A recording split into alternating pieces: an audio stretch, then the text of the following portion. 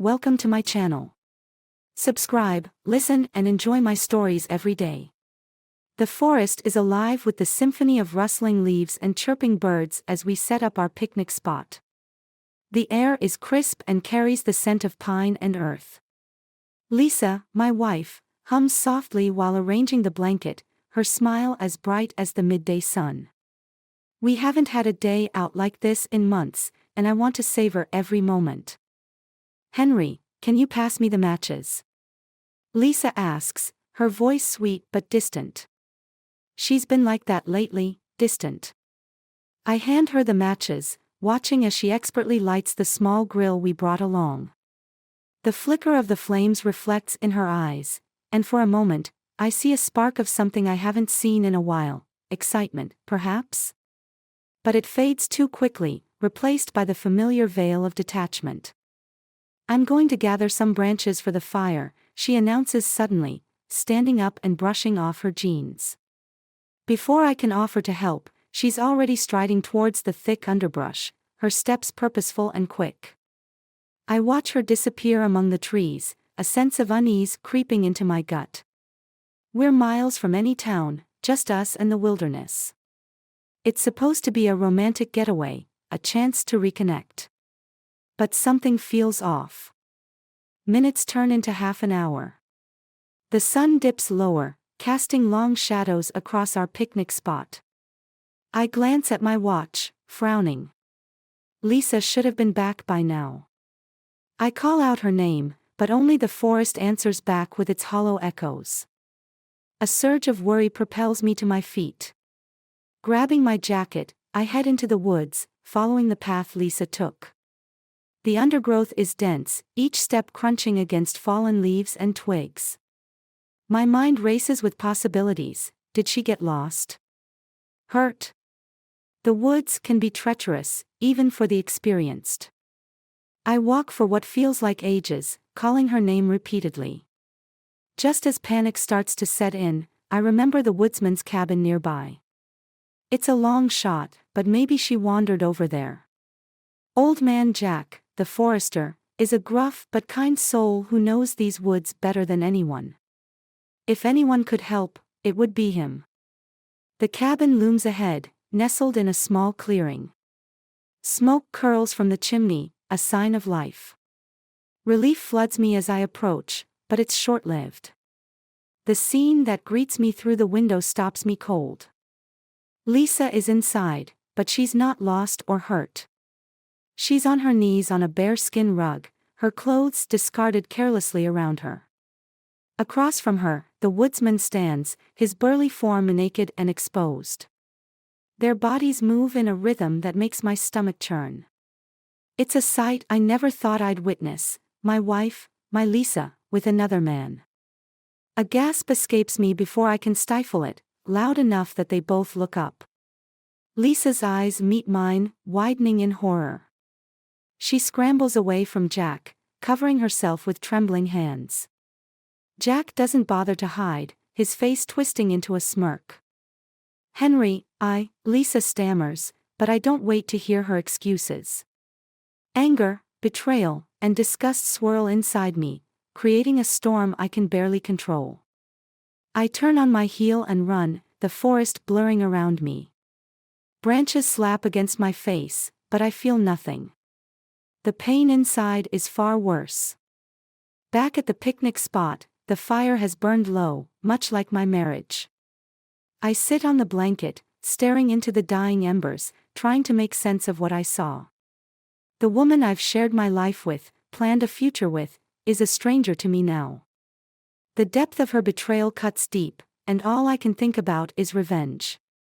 Ideas swirl in my mind, dark and vindictive. She wants to play with fire.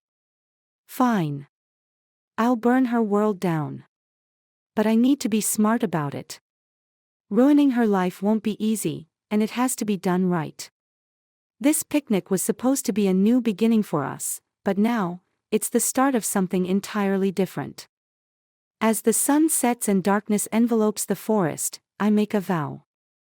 Lisa will pay for what she's done, and by the end of it all, she'll regret ever betraying me. This is just the beginning of her end. The next morning, the sun filters through the curtains of our bedroom, casting a harsh light on the remnants of our broken trust. Lisa is still asleep, her back turned to me. I stare at her, the events of the previous day replaying in my mind. Betrayal gnaws at my heart, but I know I need to act carefully. This isn't just about revenge, it's about reclaiming my life and dignity. I quietly slip out of bed, careful not to wake her. In the kitchen, I brew a pot of coffee, the familiar routine calming my nerves. As I pour myself a cup, I hear footsteps. Lisa appears in the doorway, looking disheveled and guilty. "Henry, we need to talk," she begins, her voice shaky. "About what, Lisa?" I reply coldly, not looking up from my coffee. "About yesterday." "I." "Save it," I cut her off, finally meeting her eyes. "I don't want to hear your excuses. Just know that I saw everything." Tears well up in her eyes, but I remain unmoved. "I'm so sorry, Henry. I don't know what came over me. It was a mistake, a terrible mistake." "Is that what it was? Just a mistake?" I laugh bitterly. "You don't accidentally end up naked with another man, Lisa."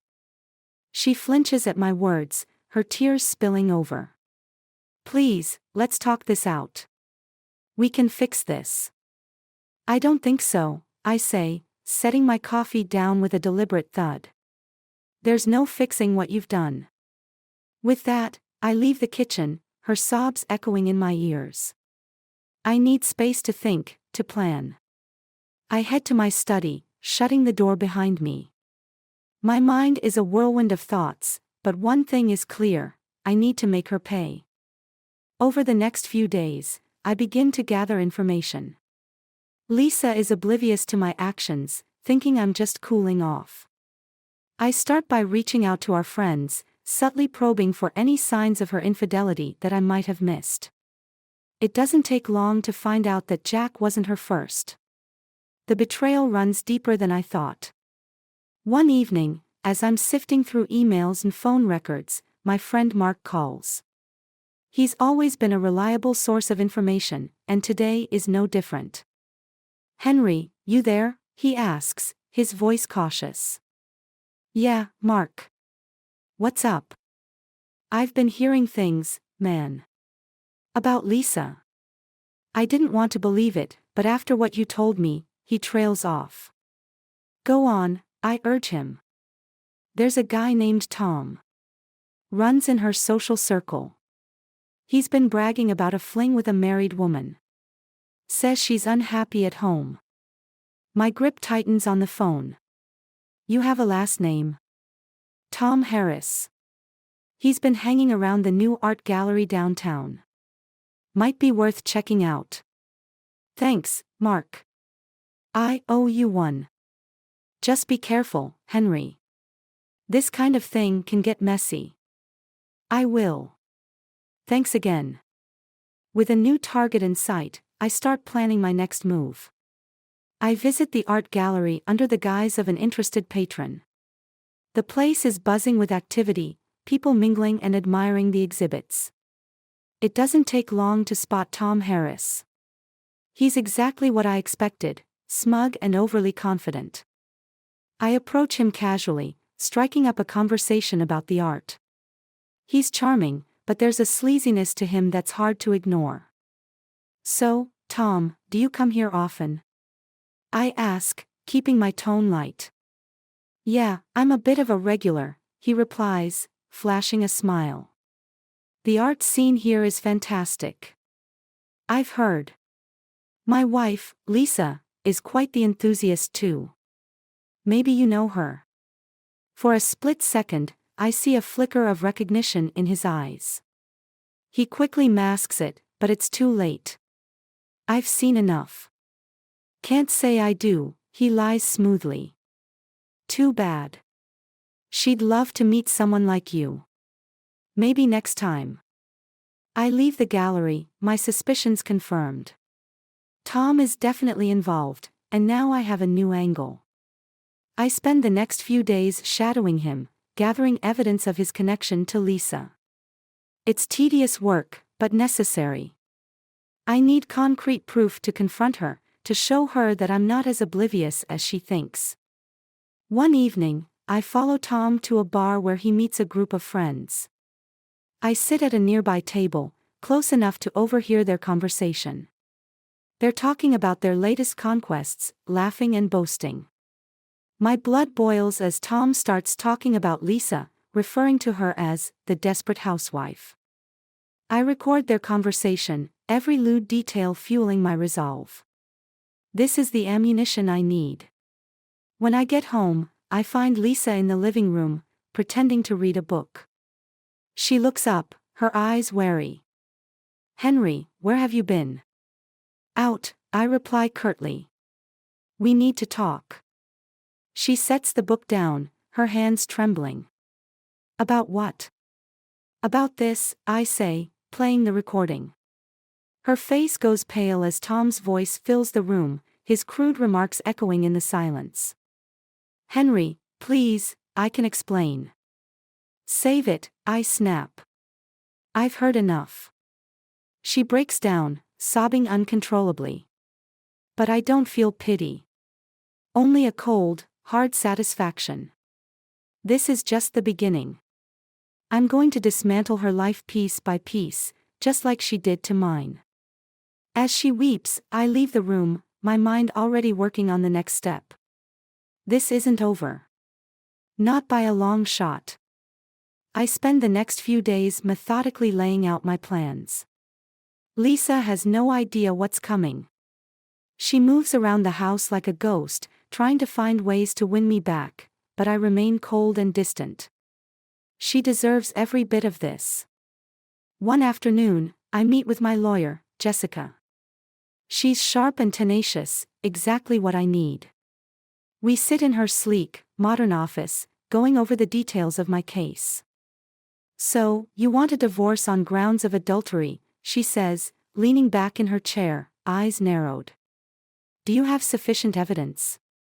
I hand her the recordings and photos I've gathered. She listens and reviews them, nodding slowly. "This is solid. We can definitely use this in court." "But I want more than just a divorce," I say, my voice steady. "I want her to suffer. She's been unfaithful, and I need to make sure she regrets it." Jessica arches an eyebrow. "That's a bit unorthodox, but I understand. We'll need to be strategic. Do you have any idea where to start?" "Yes," I reply, a grim smile forming. "I know exactly where to start." Back at home, I start laying the groundwork. I pretend to be forgiving, to lull Lisa into a false sense of security. She's cautious at first, but gradually, she begins to believe me. "Henry, are you sure you're okay with us working through this?" she asks one evening, her eyes hopeful. "Let's try," I say softly, taking her hand. "But you need to be honest with me from now on. No more secrets." She nods eagerly, tears of relief streaming down her face.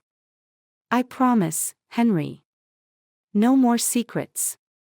The next day, I invite Tom over under the pretense of wanting to get to know him. Lisa is nervous, but I reassure her that it's part of my process of healing. When Tom arrives, I greet him warmly, masking my disdain. "Tom, welcome. Please, come in." "Thanks, Henry. I appreciate you reaching out," Tom says, shaking my hand. He's visibly uneasy, but he tries to play it cool. We sit in the living room, exchanging pleasantries. Lisa hovers nearby, her anxiety palpable. I steer the conversation towards his relationship with Lisa. "So, Tom, how do you know Lisa?" I ask casually. "We met at the gallery," he replies, glancing at Lisa. "She's got a great eye for art." "Yes, she does," I agree. "But I have to wonder, is that all you two share? Art?" Lisa's eyes widen in panic, but Tom remains composed. What are you getting at, Henry? Just trying to understand the nature of your relationship, I say, my tone hardening. Because from what I've gathered, it's more than just art. Tom looks at Lisa, then back at me, realization dawning on his face. Look, Henry, I don't know what you've heard. I've heard enough, I cut him off. I know everything. The tension in the room is thick as Tom struggles to find the right words. Henry, Save it, I snap, my patience wearing thin. You both betrayed me. But now, it's time for consequences. I pull out my phone and play the recording of their conversation at the bar. Lisa gasps, her face turning pale. Tom shifts uncomfortably in his seat. You recorded us. Tom says, incredulous. I did, I confirm. And I've got more. Enough to ruin you, Tom. Enough to make sure you never come near my wife again. Tom's bravado crumbles. What do you want? I want you out of our lives, I say, my voice cold and unyielding. Leave town. If you don't, I'll make sure everyone knows what kind of person you are. Tom nods, defeated. Fine. You'll never see me again. Good, I say, standing up. Now get out. Tom leaves without another word, and the silence in the house is deafening. Lisa sinks into the couch, her tears falling freely. Henry, I'm so sorry, she whispers, her voice breaking. I never meant for any of this to happen. Sorry isn't enough, I say, my voice devoid of emotion.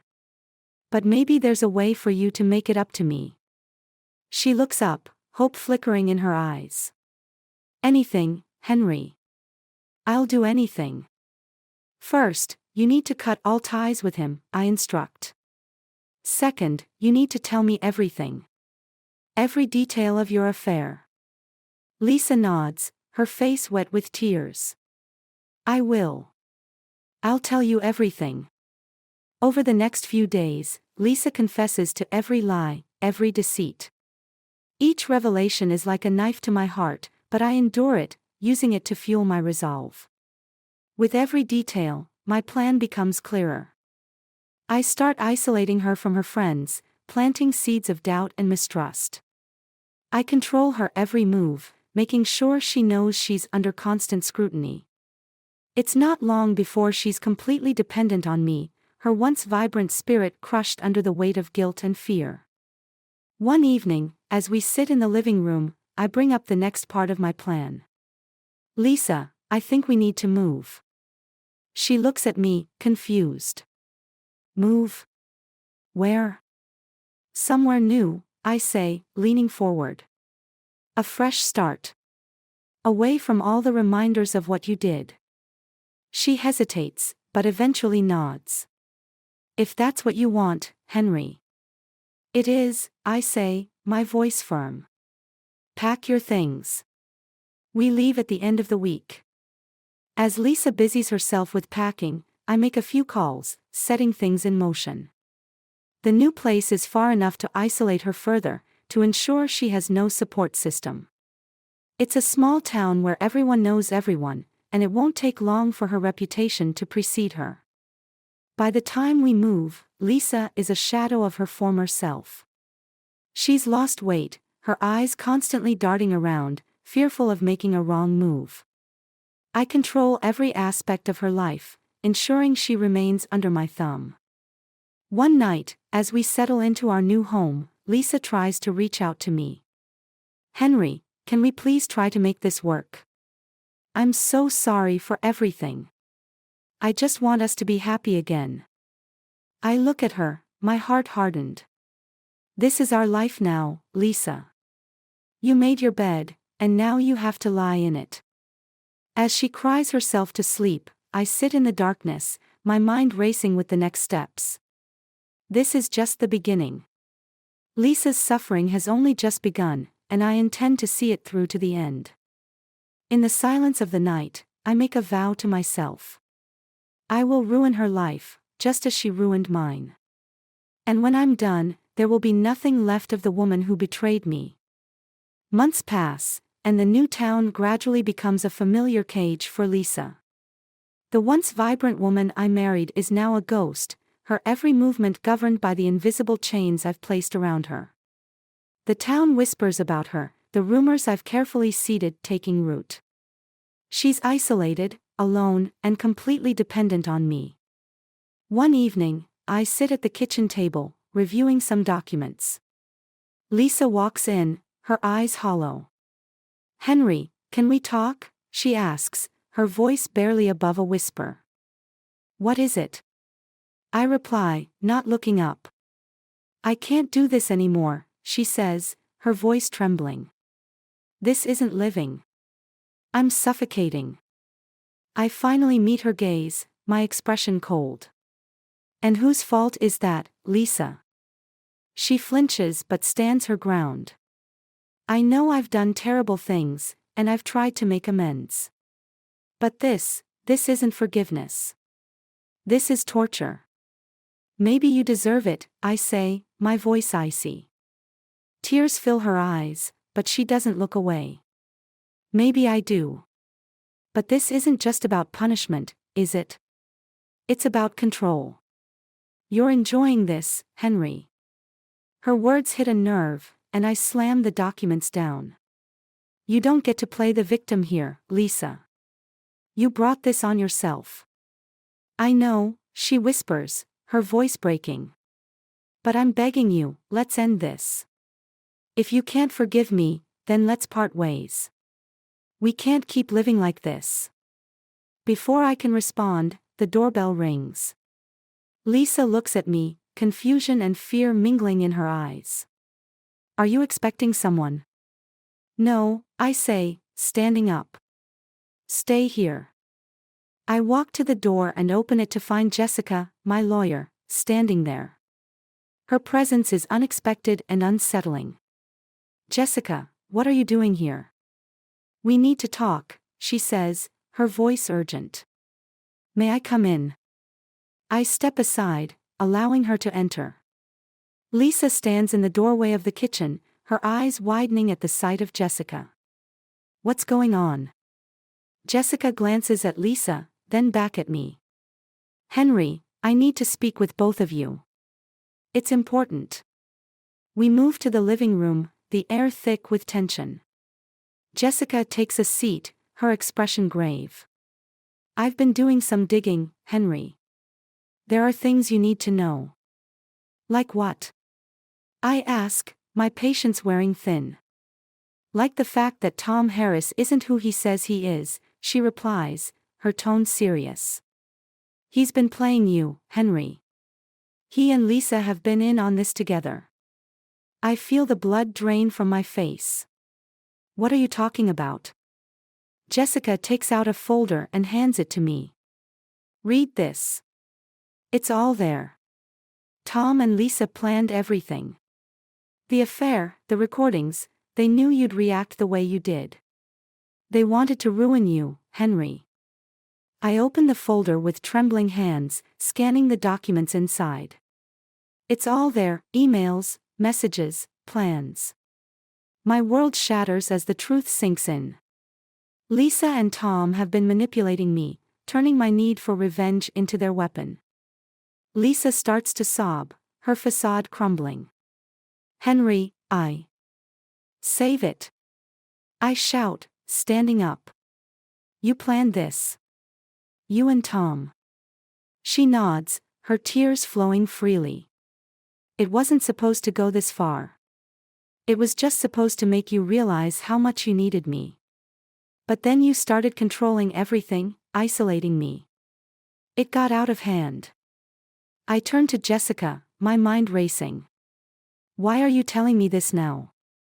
"Because I couldn't let this continue," she says, her voice firm. "You deserve to know the truth, Henry. And you deserve a chance to make things right." I look at Lisa, my heart a storm of emotions. Hatred, betrayal, and a twisted sense of relief. "Get out," I say, my voice barely above a whisper. What? Lisa asks, her eyes wide with shock. Get out. I shout, the rage boiling over. I don't want to see you ever again. Lisa sobs harder but doesn't argue. She stands and walks to the door, her steps heavy with defeat. I'm sorry, Henry, she whispers one last time before leaving. Jessica stays behind, watching me carefully. What will you do now? I don't know, I admit, sinking into the couch. Everything I've done, everything I've become, it was all based on a lie. You can start over, she says gently. Rebuild your life. It won't be easy, but it's possible. I nod, my mind numb. Jessica stands to leave, giving me a sympathetic look. Call me if you need anything, Henry. I'm here to help. After she leaves, I sit in the silent house, the weight of the past months crashing down on me. The woman I loved, the life I thought I knew, it's all gone. I'm left with nothing but the ruins of a carefully constructed lie. As the days pass, I start to piece together a new life. It's slow and painful, but necessary. I sell the house and move to a new town, far away from the memories of betrayal and deceit. I cut all ties with the past, focusing on rebuilding myself. One evening, as I sit in my new apartment, I receive a letter. It's from Lisa. My hands tremble as I open it, unsure of what to expect. Henry. I don't expect you to forgive me, and I know I don't deserve your sympathy. But I want you to know that I never stopped loving you. What started as a misguided attempt to make you see me again turned into something monstrous. I lost myself in the process, and I hurt the one person I cared about the most. I hope you can find it in your heart to move on and find happiness. You deserve that much. I'm leaving the country, starting over somewhere new. Maybe someday, we can both find peace. Lisa. I fold the letter and put it away, a bittersweet sense of closure washing over me. The past is a painful shadow, but the future holds the promise of light. As I look out at the sunset, I make a silent vow to myself. To let go of the hatred and move forward, to find a new purpose beyond the ashes of what once was. It won't be easy, but it's a journey I'm ready to take. And so, with a heart scarred but resolute, I step into the unknown, ready to embrace whatever comes next.